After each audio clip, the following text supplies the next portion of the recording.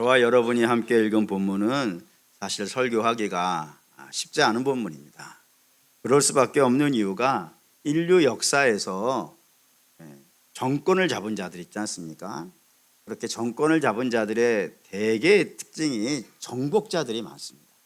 예를 들어 히틀러도 있을 수 있고 김일성도 있을 수 있고 이런 식으로 악한 권력자들이 있단 말이에요. 그리고 그 권력자들이 권력을 잡았는데 그런 자들에게도 복종해야 되는가? 그들에게도 하나님의 뜻이라 생각하여서 복종하는 것이 맞는가라고 하는 질문이 이 본문을 통하여서 늘 제기되어 왔단 말이에요. 그래서 예전부터도 이게 항상 논란의 중심이 되어져 있었던 본문입니다. 근데 지금은 사실 더 복잡하죠. 왜냐하면 우리가 지금 부인하지 못하는 사실이 있지 않습니까? 지금 탄핵 정국을 거쳐가고 있는데 어떤 분들은 제게 와서 이런 요구를 해요. 목사님, 우리 교회도 탄핵에 찬성하는 그런 메시지를 주셔야 되는 거 아니겠습니까? 하시는 분이 있고, 또 어떤 분들은 목사님이라도 많이 탄핵에 반대하는 그런 메시지를 좀 주셔야 되지 않겠습니까? 하고 나한테 연락이 온단 말이에요. 근데 어떻게 해야 되겠습니까, 여러분? 골치 아프죠? 골치 아픈 일들이 발생이 되어져. 그래서 이념 성향에 따라서 또 정치 성향에 따라서 치열하게 논쟁을 벌이고 있는 상황이 지금 이때인데, 이 본문을 갖고 설교한다는 것이 적잖이 부담이 좀 됐습니다. 그래서 캄보디아 가 있는 동안에 낮에는 교회 부지를 찾아보는 작업을 위해서 열심히 돌아다녔지만 사실 저녁에는 좀 고민을 했어요. 이걸 갖고 내가 이번 주에 돌아가 설교를 할 것이냐 말 것이냐 고민을 하다가 마음속 한편에 깊숙한 곳에 솔직히 말씀을 드려서 이 설교 안 하려고 했습니다. 적잖이 부담이 돼서 그랬습니다. 괜히 설교했다가 논란만 일으키고 성도들 간에 갈등만 일으킨다면은 무슨 득이 되겠는가. 그러니 좀 더 본문을 넓혀가지고 1, 2절은 읽고 넘어가는 걸로 하고 나머지로 설교하는 것이 어떻겠는가 라는 생각을 했습니다. 그러다가 결심을 했죠. 왜냐하면은 일단 여러분들하고 저하고는 신뢰관계가 있지 않겠습니까? 얼굴 표정이 그다지 밝진 않으시겠지만 그래도 저는 이렇게 생각을 했어요. 제가 무슨 설교를 하더라도 여러분과 제가 인격적인 신뢰관계가 있기 때문에 어느 정도 다 봐주시지 않겠는가 생각을, 아멘을 좀 해주시면은 그런 관계가 있지 않겠어요. 뿐만 아니라 하나님 말씀이잖아요. 하나님 말씀에 대해서 우리가 설교하기 편하다고 하고 어렵다고 안 하고 내 뜻과 맞다고 하고 내 뜻과 맞지 않다고 안 한다는 것은 하나님 말씀을 대하는 성도의 자세가 아니지 않겠어요. 특별히 목사라는 직분은 신원 전달체라 그랬습니다. 신원 전달체, 채자를 썼다는 게 참 재밌어요. 그러니까 도구예요.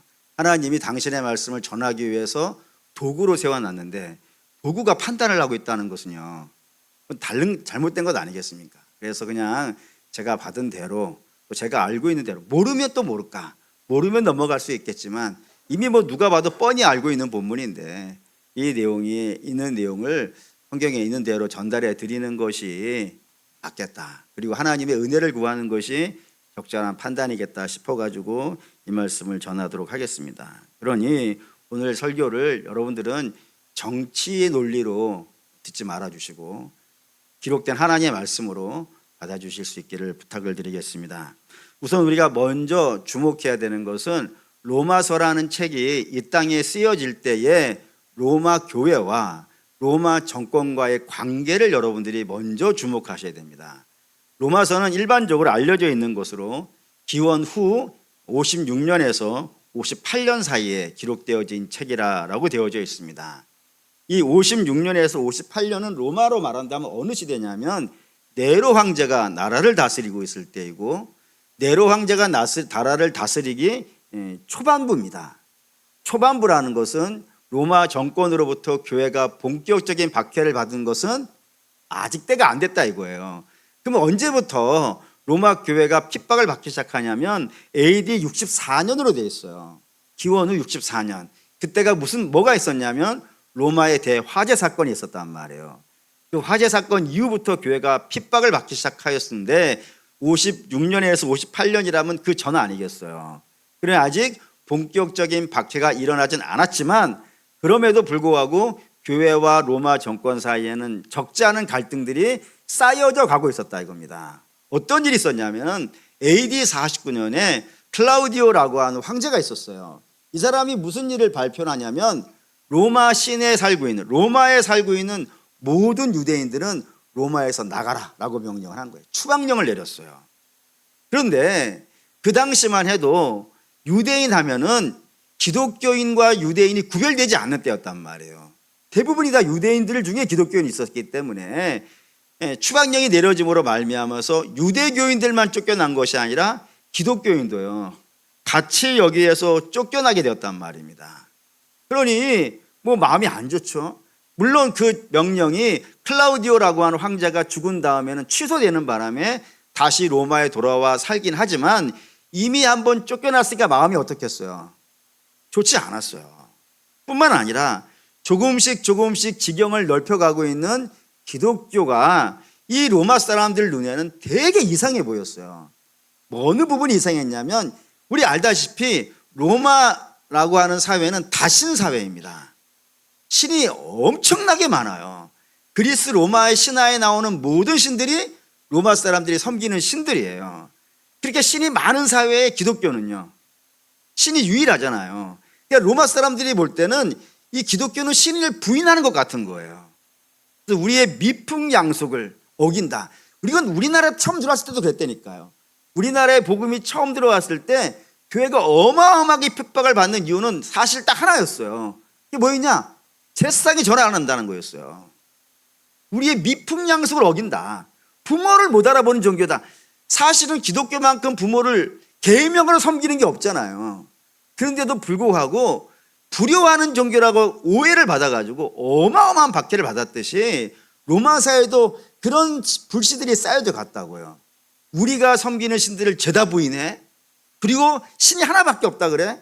다른 신을 다 부인해? 신이 없는 종교인가 봐 해가지고 공격을 당하는 빌미가 되어졌고, 또 우습지 않게 공격의 대상이 됐던 게 성찬이었어요. 성찬은 제가 여러분들에게 매달 하다시피 이렇게 하잖아요. 이것은 나의 살이고 이것은 나의 피라 라고 살과 피를 먹는 종교라고 되어 있잖아요. 그것을 잘못 이해해서 기독교는 육식을 하는 종교, 사람을 잡아먹는 종교라고 이해를 했어요. 뿐만 아니라 남신도와 여신도가 서로 부를 때 우리는 형제님 자매님 이렇게 부르지 않습니까? 그러니까 모든 사람들이 모여가지고 형제님 자매님 이러고 있으니까 뭐 성적으로 되게 이상한 종교 같은 거예요, 관계가. 그러니 우리 미풍양속에도 안 맞고 우리 습성에도 안 맞고 뭐 이상한 종교 때문에 우리가 어려움에 빠질 수 있겠다 싶어가지고 점점 갈등이 심해져 갔어요. 로마인들은 기독교인을 삐딱하게 바라보기 시작했고, 그렇게 삐딱하게 바라보는 로마인들을 바라보는 교인들도요 마음이 편하지 않았어요. 그래서 누군가가 라이터불 하나만 당기기 시작하면 어떻게 될 것 같은 거예요? 폭발할 것 같은 그런 상황들이 지금 쌓여져 가고 있는, 폭발 에너지가 막 쌓여져 가고 있는 그때의 로마서가 쓰여진 겁니다. 그러니 사도 바울의 입장에서는 죽고 사는 문제 아니면은 로마하고 붙지 마라 라고 이렇게 얘기를 해줘야 되는 거예요. 그럴 수밖에 없죠. 왜냐하면은 핍박을 받게 되어진다면 결국 누구 손해겠어요? 힘없는 교회 손해도 아니겠어요. 로마라고 하는 권력과 그리고 교회라고 하는 곳은 너무나도 약하잖아요. 그러니 우리의 안정적인 신앙생활을 위해서는 가급적 로마하고 큰 문제가 아니면은 부딪히지 않도록 하라라고 하는 마음이 사도 바울의 입장에서 있었단 말입니다. 그렇기 때문에 이 갈등의 문제를 어떻게 해결할까 사도 바울 적잖이 고민한 것 같고, 그리고 기도하면서 복음이라고 하는 관점으로 이 권력의 문제를 설명하기로 결정한 겁니다. 그리고 설명한 내용이 오늘 1절 2절입니다 1절 2절 다시 읽을게요. 각 사람은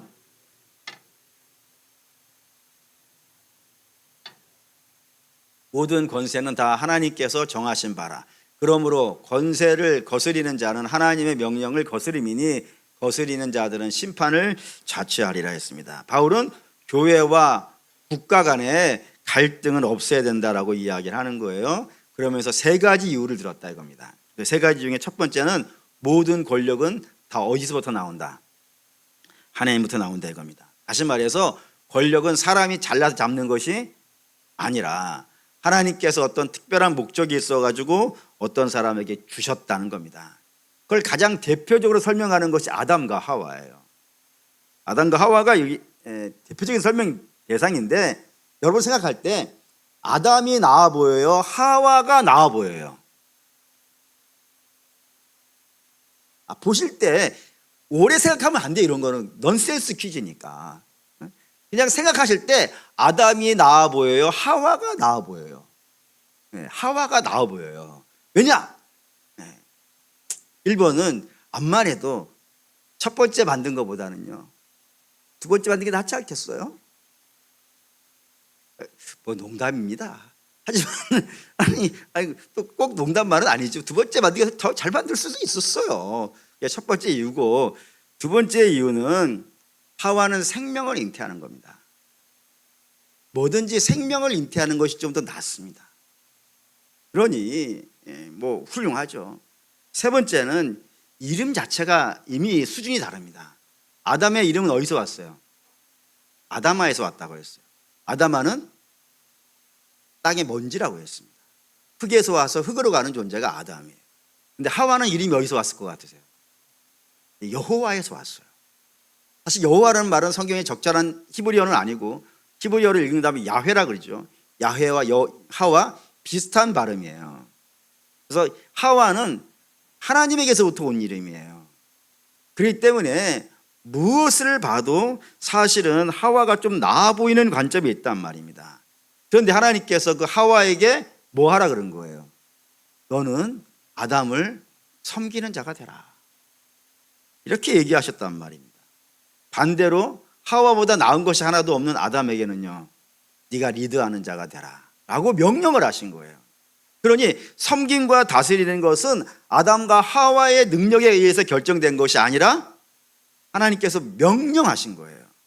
명령하셔서 너는 섬기는 자가 되고 너는 다스리는 자가 되라 했다 이겁니다. 이게 리더십의 원리예요. 기독교 리더십의 원리예요. 통치도 마찬가지입니다. 요셉이 애굽의 주가 된 것은 요셉의 능력이 뛰어나서가 아니라 하나님이 그를 애굽의 주로 삼으신 거예요. 그리고 사울이 왕이 되고 다윗이 왕이 된 것도 전부 다 하나님의 뜻이었다고요. 그럴 수밖에 없는 게, 사울은 베냐민 지파 출신인데 이스라엘 12지파 중에서 가장 배경이 약한 지파가 베냐민 지파예요. 왕이 나올 수 없는 지파예요. 거기에 왕이 나온 것은 하나님이 그에게 기름 부어 세우신 거라고 보시고, 그리고 다윗도 왕이 될 수가 없었죠. 왜냐하면 이스라엘의 왕은 사울이니까. 사울은 베냐민 가문이고, 그러면 왕은, 다음 왕은 어디서 나와야 되는 거예요? 베냐민 가문에서 나와야 되는 거예요. 그래서 요나단이 왕이 되는 게 맞다고요. 하나님이 그 왕권을 베냐민 지파가 아니라 유다 지파로 옮겼고, 그 유다 지파 중에서도 이새의 아들이 8이 있었는데 그 중에 막내를 택한 건요, 하나님이었다 이거예요. 그러니 모든 권력은 하나님께부터 나온 게 맞다 이겁니다. 목사님, 지금 말씀하신 건 전부 이스라엘에 해당되는 것 아니겠습니까? 라고 말씀하실 수 있겠지만 사실 그렇지 않습니다. 이스라엘뿐이 아니라 모든 열방도 다 하나님이 세운 거로 되어 있어요. 가장 대표적으로 말씀드린다면 아수르가 그렇습니다. 아수르는 가나안을 정복한 나라예요. 근데 그 정복할 수 있는 힘이 어디서 나왔다고요? 보시죠. 이사야 10장 5절 6절 읽겠습니다. 아수르 사람은 화했을진저 그는 내 진노의 막대기요 그 손의 몽둥이는 내 분노라. 내가 그를 보내어 경건하지 아니한 나라를 치게 하며 내가 그에게 명령하여 나를 노하게 한 백성을 쳐서 탈취하며 노력하게 하며 또 그들을 길거리에 진흙같이 짓밟게 하려 하였거니와. 하나님께서 아수르를 당신의 진노의 막대기로 부르셨다고요. 당신의 진노를 이 땅에 쏟아내는 도구로서 쓰기 위해서 아수르를 세웠다라고 말씀하시고 있는 장면이라 이겁니다. 바벨론도 그렇습니다. 보실까요? 다니엘 4장 24절 26절 읽겠습니다. 왕이여 그 해석은 이러하나이다. 곧 지극히 높으신 이가 명령하신 것이 내 주 왕에게 미칠 것이라. 왕이 사람에게서 쫓겨나서 들짐승과 함께 살며 소처럼 풀을 먹으며 하늘 이슬에 젖을 것이요 이와 같이 7대를 지낼 것이라. 그때에 지극히 높으신 이가 사람의 나라를 다스리시며 자기의 뜻대로 그것을 누구에게든지 주시는 줄을 아시나이다. 또 그들이 그 나무 뿌리에 그루터기를 남겨두라 하였은즉 하나님이 다스리시는 줄을 왕이 깨달은 후에 왕의 나라가 견고하여지리다라고요. 바벨론을 역사에 가장 길이길이 빛나는 나라로 세운 왕이 느부갓네살이에요. 그 느부갓네살이 꿈을 꿨는데 그 꿈을 해석할 자가 아무도 없었을 때에 다니엘이 해석을 해준 겁니다. 그 해석의 내용은 이러해요. 하나님께서 당신을 왕으로 세운 것 아닌가. 그래 하나님께서 당신을 왕에서 쫓아내실 것이다. 하지만 다시 하나님께 당신을 왕으로 세울 것이다. 그러니까 느부갓네살이라고 하는 왕도 하나님을 믿지 않는 자란 말이에요. 그런 자임에도 불구하고 그 나라를 세우고 그 나라를 넘어뜨리고 그 나라를 다시 세우는 이가 다 누구라고요? 하나님이 하신다고. 하나님이 온 세상을 다스리는 것을 당신으로 하여금 알게 하시려고 일을 하신다고요. 더 가봅시다. 에스라 1장 2절을 봅시다. 있습니다. 바사왕 고레스는 말하노니 하늘의 하나님 여호와께서 세상 모든 나라를 내게 주셨고 나에게 명령하사 유다 예루살렘의 성전을 건축하라 하셨나니. 이거 페르시아의 왕 고레스예요. 페르시아 왕 고레스의 칙령이 발표되는 장면인데 이 칙령은 어디에도 기록되어 있냐면 뉴욕에 가면 유엔 본부 있어요. 그 유엔 본부 그 광장에 이 본문이 쓰여져 있어요. 세상의 모든 왕들이 다 이걸 고백하고 있는 거예요. 모든 권력은 다 어디서부터 나온다고요? 하나님에게서부터 나온다 이겁니다. 그거를 내가 받았다 그러는 거예요. 가장 결정적인 게 봅시다. 요한복음 19장 10절 11절 읽겠습니다. 빌라도가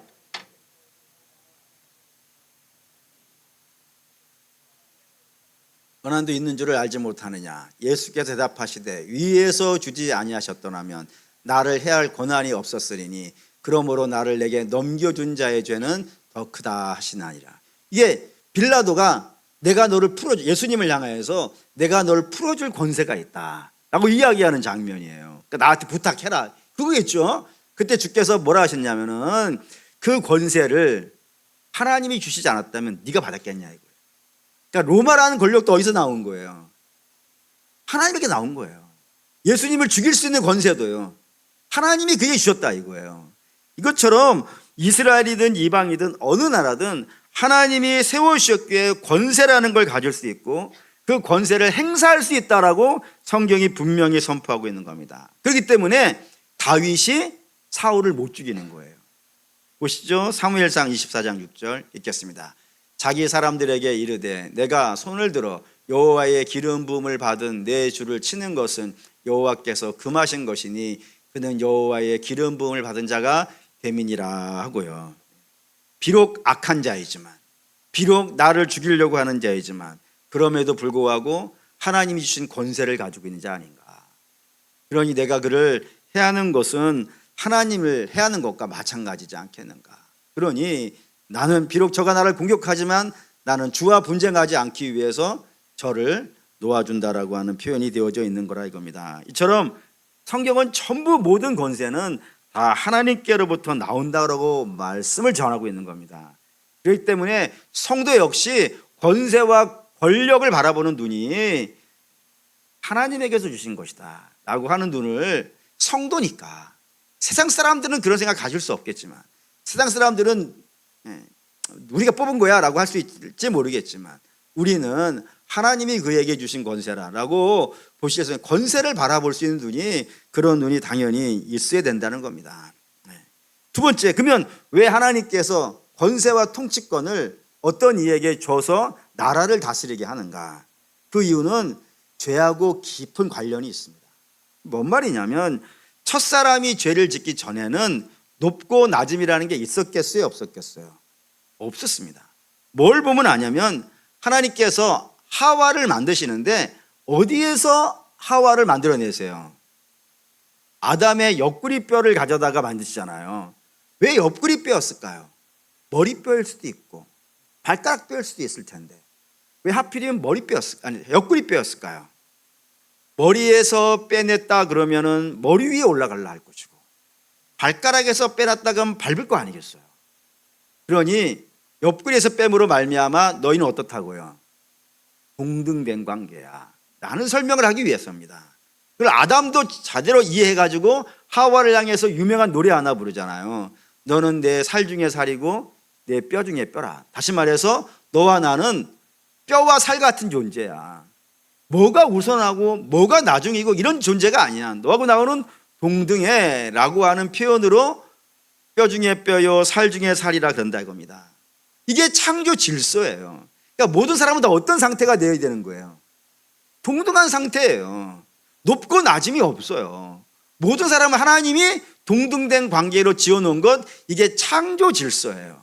그런데 죄가 들어옴으로 말미암아 이 창조 질서가 어떻게 되는 거예요? 깨져버리는 겁니다.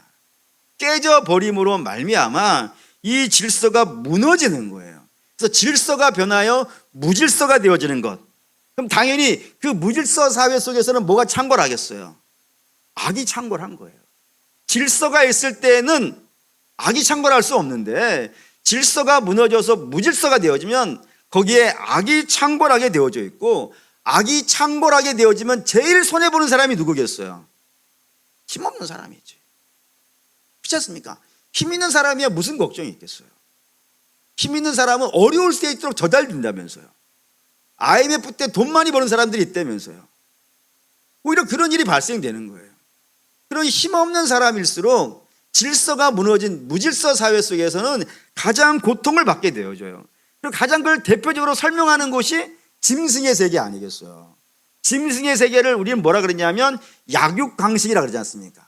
강한 자가 약한 자를 먹으며 사는 세상이에요. 그게 짐승의 세계예요. 그러면 우리는 짐승이 아니지 않습니까? 우리는 사람은 짐승이 아니니까 강한 자가 약한 자를 먹고 살면 안 되잖아요. 그러니 약한 자 편에서 그걸 지켜줄 수 있는 사람이 필요한 것 아니겠습니까? 그 역할을 맡은 게 누구라고요? 그게 권력자예요.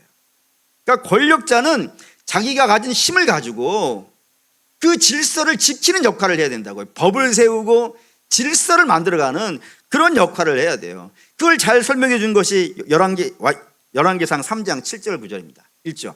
나의 하나님 여호와여, 주께서 종으로 종의 아버지 다윗을 대신하여 왕이 되게 하셨사오나 종은 작은 아이라 출입을 할 줄을 알지 못하고 왕께서 택하신 백성 가운데 있나이다. 그들은 큰 백성이라 수요가 많아서 셀 수도 없고 기록할 수도 없사오니 누가 주의 이 많은 백성을 재판할 수 있사오리까? 듣는 마음을 종에게 주사 주의 백성을 재판하여 선악을 분별하게 하옵소서. 솔로몬의 기도예요. 1000번째 하고 있을 때 지혜를 달라고 했을 때 이 기도를 한 것인데, 이 기도를 왜 했냐면은 이제부터 내가 아버지 뒤를 이어서 다윗의 뒤를 이어서 왕이 될 텐데, 왕이 되면 백성들이 와가지고 나한테 재판해 달라고 할 거라고. 그런데 그 재판에서 억울한 사람이 있으면 되지 않겠냐고. 근데 재판했을 때 제일 억울한 사람은 누구겠어요? 재판이 억울해진 사람 아니겠어요? 정당한 재판을 받지 못하는 사람 아니겠어요? 그러면 누가 정당한 재판을 받지 못하겠습니까? 당연히 힘없는 사람이지. 힘 있는 사람이야 김현장 쓸 수 있는 건 아니겠어요. 우리는 김현장은 고사하고 김장도 하기 어려운 사람들인데 아니 뭘 쓰겠어요. 그러니 힘 있는 사람은 좋은 변호사 쓰고 힘없는 사람은 변호사도 쓸 수 없는 그런 상황을 만나니, 이런 상황이 솔로몬 시대에도 있는 거예요. 그럴 때 내게 왔을 때에 그거를 정확하게 시시비비를 가려서 억울한 사람 없게 그런 나라를, 질서 있는 나라를 만들 수 있게 해 주십시오 라고 기도를 한 거예요. 그때 그래서 기회가 필요한 거예요. 그러니까 그냥 우리가 우리 아이 공부 잘하게 해주세요, 이거는 그 지혜가 아니에요 여러분. 근데 가도 이런 지혜를 달라고 하신다니까. 솔로몬의 지혜를 주십시오. 그럼 왕이 된 다음에 하는 거야. 공부 잘하는 지혜가 아니에요. 백성들 억울하지 않게 재판을 제대로 할 수 있는 자가 되게 해주세요. 그랬더니 하나님께서 그 기도를 어떻게 하셨다고요? 들어봅시다. 열왕기상 3장 10절 읽습니다. 솔로몬이 이것을 구하며 그 말씀이 주의 마음에 드니라. 하나님 마음에 들었다 이거예요. 이 솔로몬이 나한테 뭘 달라고 하는데 지를 왜 달라는 게 아니야 지금 이것이. 내 백성, 하나님의 백성이 억울한 일 생기지 않게 잘 다스리는 왕 되게 해주세요 하는 것이 하나님 마음에 들어서 그에게 몽땅 주셨다는 거 아닙니까? 이게 왕이 있는 이유예요. 왕이 있는 이유는 백성의 안녕을 위해서입니다. 백성의 평안을 위해서입니다. 하나님은 그것을 시키기 위해서 누군가에게 왕이라고 하는 권세를 주신 겁니다. 그래서 그 권세를 받아 왕이 된 거예요. 그러면 이제 왕이 됐으니까 끝인가? 그럴 수 없다 이겁니다. 하나님 반드시 많이 준 자에게 어떻게 하시는 거예요? 많이 달라 하신다니까. 적게 받은 자에게는 적게 달라 하시고 많이 받은 자에게는 많이 달라 하신단 말입니다. 이 말이 무슨 뜻이죠? 평가를 하는 거예요. 평가를. 그 왕은 왕으로서 평가를 받는 거예요. 평가받는 장면 볼까요? 다니엘 5장 25절 27절 읽겠습니다. 기록된 글자는 이것이니 곧 메네 데겔 우바르시니라. 그 글을 해석하건대 메네는 하나님이 이미 왕의 나라의 시대를 세워서 그것을 끝나게 하셨다 함이요, 데겔은 왕을 저울에 달아보니 부족함이 보였다 함이요 라고 되어 있어요. 이게 이스라엘에 대한 예언이 아니고 바벨론 왕 벨사살이라고 하는 왕이 있어요. 하나님 믿지 않는 열방의 나라의 왕이에요. 그 왕이 본 계시를 벽에 막 글씨가 써지는 장면을 다니엘이 해석을 해주는 겁니다. 그 해석의 내용이 이거였다니까요. 하나님이 당신을 재어봤다 이거예요. 하나님이 당신을 재어봤다고. 열방의 나라의 왕도 하나님이 재신다고요. 재셔가지고 그 왕이 함량이 미달하니까 어떻게 하시겠다고요? 거둬드리겠다. 그 권세를 거둬드리겠다라고 말씀하신다 이겁니다. 그러니 왕이 잘했느냐 왕이 잘 못했느냐는 하나님의 평가 대상인 거예요. 하나님 평가하셔서 함량이 미달하면요 거둬들이신다니까요. 함량이 충만하면요 그게 복을 주신다 이거예요. 그게 하나님이 반드시 하시는 일이라고 합니다. 그 때문에 사람은 어찌 하라는 거예요? 그걸 믿으라 이거예요. 하나님이 그렇게 하신다는 것을. 지난주에 이런 거 봤죠? 원수 갚음을 누구에게 맡기라고요? 하나님께 맡기라고.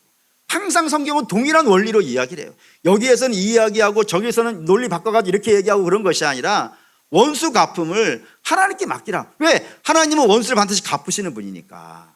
죄를 없다 하시는 분이 아니니까 하나님께 맡기라. 마찬가지로 권력에 대해서도 하나님께 맡기라. 하나님 반드시 하나님의 재셔가지고 함량 미달이면은 거둬들이신다. 그리고 그걸 믿으라는 거예요. 근데 그걸 믿지 못하겠다는 거 아니겠어요? 믿지 못하니까 내가 죽이겠다. 이렇게 되어지는 거라 이겁니다. 그러니 성경은 그걸 인정하지 않는 것이죠. 인정하지 않는다 이겁니다. 세 번째. 그러면 그럼 이 질문을 해야 되겠네요. 이 답을 해야겠어요. 그러면 왕이 이야기하는 건 다 들어야 됩니까? 무슨 얘기를 하는지 다 들어야 됩니까? 그렇지 않습니다. 반드시 거절해야 되는 것이 있어요. 반드시 거절해야 되는 것은 불신에 관련된 것은요 거절해야 됩니다. 예를 들어서 우리는 하나님이라고 하는 거대한 나라의 백성이에요. 왕은 하나님이 다스리는 그 큰 나라 중에 어느 일부분을 다스리고 있는 거예요. 그렇기 때문에 하나님의 통치와 이 왕의 통치가 맞지 않으면요 당연히 거부하는 게 맞습니다. 하나님 믿어야 되는데 우리는 사실은 생명보다 귀한 게 믿음이라 고백하는 사람들 아니겠어요? 그렇기 때문에 우리를 불신으로 이끌어가는 것은 그건 왕이 아니라 왕의 할아버지가 와도 그걸 절대로 받아들일 수 없습니다. 예수 믿는 것만큼은 타협의 대상이 되지 않고 양보의 대상이 되지 아니하며 철저히 따라야 되는 기본 명령이라 이거예요. 이건 뭐 거부하는 것이고. 그러면 왕이 불신과 관련되어지지 않은 명령을, 옳지 않은 명령을 했을 때 그 명령은 따라야 되는가? 라는 질문이 되겠죠. 근데 그거에 대해서는 성경이 이렇게 얘기합니다. 틀렸다고 와서 얘기해라 라고요. 틀렸으니까 틀렸다고 얘기를 하라. 단 조건은 왕이 미워서 틀렸다 하지 말고 왕이 성불이 되기를 바라는 마음에서, 올바른 지도자가 되었으면 좋겠다는 마음에서 가서 이야기를 하라라고 되어 있다고요. 그 대표적인 예를 든다면 나단이 그렇습니다.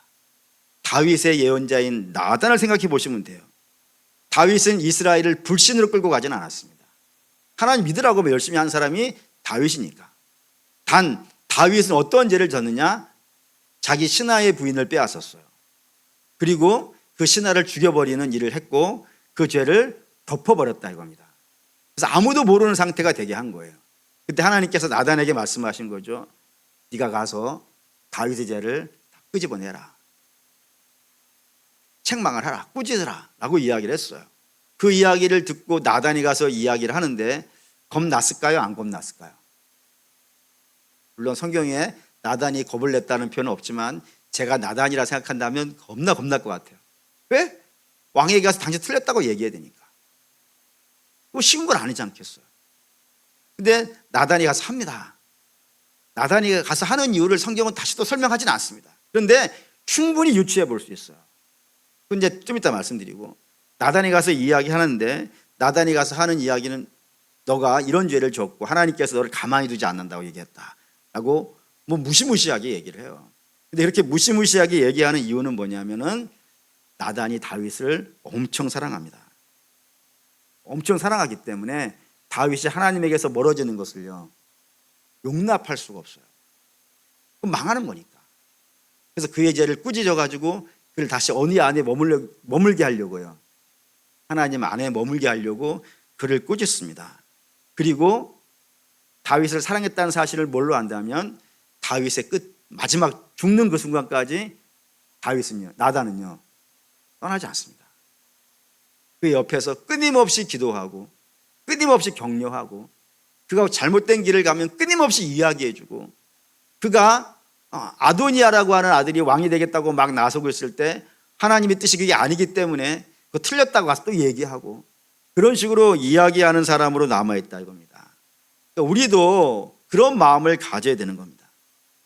우리가 누군가를 미워서 막 책망하는 것이 아니고 그가 잘 되었으면 하는 마음에서 그가 하나님의 은혜 아래 머물러 살기를 바라는 마음에서 때로 꾸짖을 수도 있고 때로 책망할 수도 있고 때로 권면할 수도 있고 때로 인도할 수 있는데 모든 것은 그리스도의 마음으로 그렇게 하는 사람이 성도인 겁니다. 그러면 우리는 왜 그래야 될까요? 라는 것이 되겠죠. 마지막 세 번째 질문이 되겠죠. 왜 그래야 되는가? 왜 미워할 수가 없는가? 그 이유는 뻔합니다. 그들 중에도 하나님의 백성이 있을 수 있기 때문입니다. 무슨 근거로 그렇게 얘기하는가? 그게 복음입니다. 우리 알다시피 구원은 훌륭한 사람이 받는 거예요? 죄인이 받는 거예요? 그렇죠? 죄인이 받는 거예요. 우리가 아직 죄인 되었을 때 그리스도께서 우리를 위해 죽으신 거 아니겠어요? 그래서 성도라는 사람은 처음에 출발은 다 뭐예요? 부족하고 미련하고 어리석은 상태예요. 근데 그런 상태에서 구원 받아가지고 미련한 상태와 어리석은 상태로 계속 머물러 있는 것이 아니라요 하나님과 함께 더불어 성장해 가는 것이 성도의 모습 아니겠어요? 그게 복음의 역할이라 이겁니다. 권력자도 마찬가지라는 겁니다. 저들 중에 물론 다 그렇다고는 할 수는 없어요. 우린 누가 하나님께 택함 받았는지는 모르는 것 아니겠어요. 단지 알고 있는 건 저들 중에 있을 수 있다 이겁니다. 저들 중에 있을 수 있어서 지금은 미련하고 어리석어서 하나님 반대편에 서 있고 잘못된 길을 바울처럼 갈 수 있을지 모르겠지만 저들도 하나님의 택한 백성이라면은 결국에 하나님 손에 붙잡힐 것이고 하나님 손에 붙잡히면 어떻게 되겠어요? 돌아와서 바울 같은 사람이 될 수 있지 않겠어요? 그렇기 때문에 먼저 믿은 내가, 먼저 하나님의 은혜를 알고 있는 내가 어떻게 해줘야 되겠습니까? 기다려주는 거고 사랑해주는 것이고 섬겨주는 것 아니겠어요? 미워한다면요, 우리가 미워한다면 돌아올 수 있겠습니까? 지금 한 35년쯤 된 것 같은데 어저께 설교를 쓰다가 그저께 썼군요. 35년쯤 전에 제가 이제 전도를 하는 중에 만난 분이 하나 계셨어요. 그래서 막 예수를 믿어야 된다고 열심히 설교를 했죠. 그랬더니 이제 그분이 마음에 감동이 있으셨는지 어느 교회에 다니십니까? 어느 교회에서 나오셨습니까? 라고 물었어요. 근데 제가 어느 교회에서 나왔습니다 라고 얘기했더니 그분이 좋은 표정으로 듣고 계시다가 갑자기 버럭 화를 내시는 거예요. 왜 화를 내시냐면은 그 교회에 누구누구가 다니지 않냐고 웃는 겁니다. 그래서 그렇다고 그분이 이런 직분을 가지고 있다고 그랬더니 하시는 말씀이 뭐냐면은 나는 그 사람이 있는 교회는 못 가겠다. 이런 이야기를 들었어요. 사랑하는 성도 여러분, 우리로 인해 회개해야 될 한 사람이 회개하지 못한다면, 우리로 인해 돌아와야 되는 사람이 돌아오는 시간이 늦어진다면요, 굉장히 안타까운 일 아니겠어요? 왜냐하면 저 한 영혼을 돌아오게 하기 위해서 하나님은 아들을 주신 거예요. 그리고 선교학이라는 학문에 이런 이야기 있어요. 한 사람이, 예수를 안 믿는 한 사람이 교회를 나오기 위해서는 하나님이 그 사람에게 20명을 보내야 된대요. 평균 조사를 해봤더니 20명이 가서 예수 믿자고 애타게 울부짖는 20명이 그에게 있어야 된다는 거예요. 그러니까 얼마나 많은 한 사람, 여러분 한 사람이 교회를 나온 데까지는 얼마나 많은 뻐꾸기가 울었는지 아시겠죠? 얼마나 많은 애를 썼는지 아셔야 돼요. 근데 그렇게 하나님이 아들을 죽이시고 수많은 영혼들을 보내서 그를 위해 애타게 기도하고 눈물 흘리고 전도지를 보내줘서 한 명이 나올 수 있는 상황이 되어지는데, 나로 말미암아 그 한 사람이 못 나오게 된다면요, 나로 말미암아 한 사람이 자꾸 나오는 기간이 뒤로 미뤄진다면요, 이보다 더 안타까운 일이 어디 있겠어요? 그렇기 때문에 우리는 누가 하나님의 택한 백성인지 모르니까 모든 사람에게 자비를, 모든 사람에게 은혜를 베푸는 사람이 되어야지, 누군가를 미워하고 저주하고. 최근에는 예수 믿는 사람들이 더 심하게 싸우고 하는 것들을 보게 되어지는데, 보면서 그리스도의 영광이 보이던가요? 그렇지 않습니까? 서로 사랑하는 성도 여러분, 권력에 대한 심판은 권력을 세우신 하나님이 하십니다. 벼락을 치게 하시든지 아니면 법으로 심판하시든지 하나님이 하실 겁니다. 그러니 성도는 그 모든 것들을 하나님께 맡기는 게 맞습니다. 대신 우리가 해야 될 일은 각자에게 주어진 사명에 충실하시면 됩니다. 각자에게 주어진 사명이란 나라와 조국을 위해 기도하셔야 됩니다. 기도하셔야 됩니다. 어쩌면 더 많이 기도해야 되는지 모르겠어요. 뿐이 아니라 집권자를 축복하고 그들에게 사랑으로 권면해야 됩니다.